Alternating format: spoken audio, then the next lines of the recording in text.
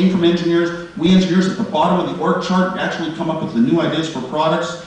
And I implored my company, Hewlett-Packard, to please, please build a machine that looks like a typewriter that you can actually run programs on, and they turned me down, the first of 5 turn-downs. So Steve and I sold my most valuable possession, my HP 65 calculator. Steve sold something, and we invested in a PC board. The next thing that happened was Steve called me at work one day, and he said, I got an order for $50,000. My salary was $24,000. This was scary. This was like big time. Oh my God, we're more than just a little fun thing at home. So I went back to Hewlett-Packard's legal department. They circulated it. I got turned down again. And we were off into basically starting Apple. We had the garage going for the next half year. It's called the garage. We didn't do any designs in the garage. We didn't do any sales in the garage. The telephone was in Steve's bedroom.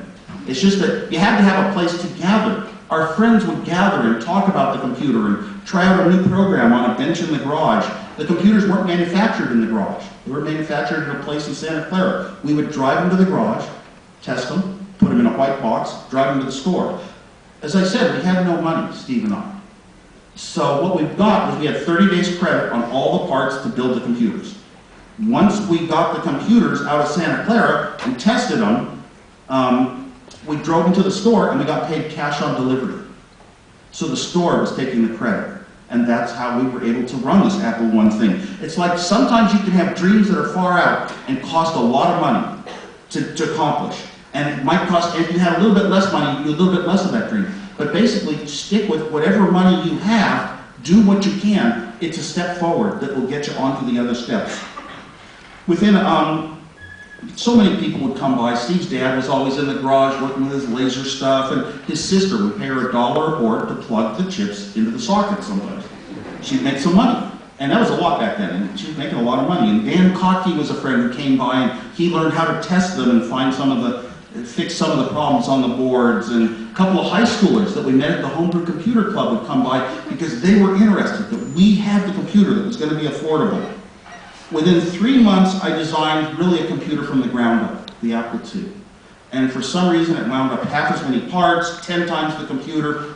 Nobody would have ever expected color to be in a computer. It was just a shock to the world that it could be done at an affordable cost in that year. Nobody would have expected graphics. What do I mean by graphics? Well, you could say type a number like 7 into a memory location, and a blue square would pop up on your TV. And instantly you could realize if you just manipulate all the numbers in memory, you can have colors moving around on your set, graphics. We had high resolution, meaning pixels on a screen. That long ago with the Apple II. And we knew that this product was a big winner, so we didn't give it up for free. And we started looking for the money to build it because we knew we could sell 1,000 of them. How do you build 1,000 of them if they cost $250 each to build? You need $250,000. It's like $1 million of today's dollars at least.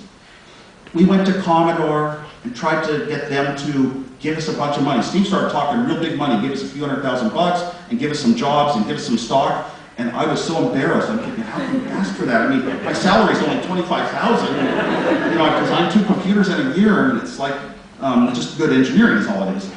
And they turned us down and built their own. Everyone we showed this Apple II to decided to get into the business. We went to Atari. They were friends of ours, but they had their hands full with the first home Pong game, so they turned us down. We went to venture capitalists, and we couldn't speak like businessmen. Neither one of us had any business experience or any business school. Like I told you, how young we were. So that didn't go, and we ran into this guy, Mike Markula.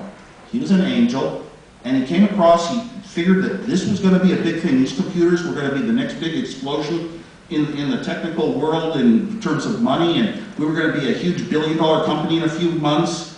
And he knew how to run business. He retired on a stock option. So he would invest in us, but I had to leave Hewlett-Packard.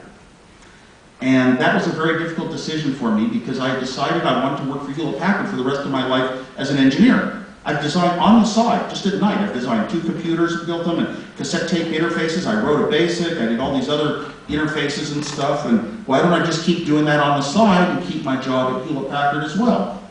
And Mike Marklow said, no, I had to leave Hewlett-Packard, and he gave me until Tuesday to decide. And on Tuesday, I was one of those people, I grew up very independent my whole life, and I wasn't going to be influenced by money. So on Tuesday, I turned him down. and said, nope, I'm going to stay at Hewlett-Packard and design computers for myself at night. And Steve went into a frenzy, Steve Jobs. He got all my relatives to start calling me, and all my friends, take the money, take the money. And one friend finally said the right thing. He said, look, you can start this new company and be an engineer and stay an engineer, and you don't have to go into management, you don't have to run it, and that's what I needed to hear. Because at that point, I was the sort of person that could never really run a company. I couldn't step on other people's toes. I think we're about done, but I'll give a couple of the good highlights real quickly. The Apple II was introduced. Started selling very well, kind of took over this little hobby computer world, but it was a completely built product. Take it out of the box and start typing on it. It used a cassette tape to store your programs. After 1 year, we were allowed personal computers to go to the CES show in Las Vegas. Las Vegas, the city of lights. I'd never been to it. And I wasn't going to be going, but I said in our staff meeting, I said, if we have a floppy disk, can we show it? And Mike Markowitz said, yes. That gave me 2 weeks. If I design a floppy disk in 2 weeks, I get to go to Las Vegas. You can't get better motivation than that. The real breakthrough came from a person trying to write a checkbook program with checks month by month.